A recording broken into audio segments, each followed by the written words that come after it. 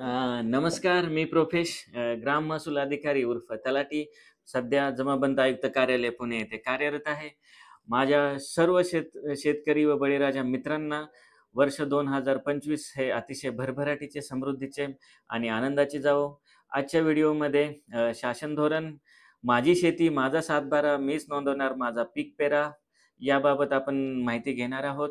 जसं की आपणास माहितीच आहे, डिजिटल क्रॉप सर्व्हे या अंतर्गत संपूर्ण महाराष्ट्र राज्यामध्ये रब्बी हंगाम 24-25 करिता 1 डिसेंबर 2024 पासून सुरुवात झाली आहे व शेतकरी स्तरावर याची नोंदणीची मुदत आहे ती 15 जानेवारी. तर माझी सर्व शेतकरी बळीराजा मित्रांना कळकळी विनंती आहे की वेळेतच आपल्या पिकाची नोंदणी करून घ्या.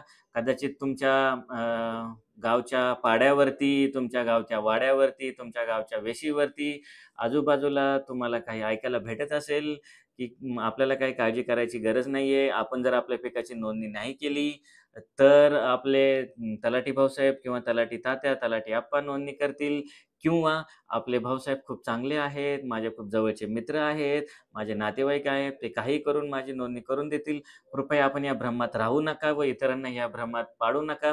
कारण केंद्र शासनाच्या निर्णयानुसार 100% पिकांची नोंदणी ही केवळ आणि केवळ मोबाईल ॲपमधून होणार आहे व ती फोटोसह होणार आहे. तलाठी यांच्याकडे स्वतः नोंदणी करण्यासाठी कोणतीही सुविधा उपलब्ध राहणार नाहीये. मान्य आहे, मला पिकाची नोंद करताना आपल्याला बऱ्याच अडचणी येऊ शकतात, पण आपली कोणतीच अडचण आता अडचण राहणार नाहीये. कारण की तुमच्या अडचणी सोडवण्यासाठी गावामध्ये ग्राम महसूल अधिकारी आहेत. तसेच त्यांच्याकडून जर आपली अडचण सॉल्व्ह नाही झाली, तर आपल्या मदत कक्षामध्ये आम्हाला फोन करावा. आपला मदत कक्षाचा क्रमांक आहे 020 25 712 712.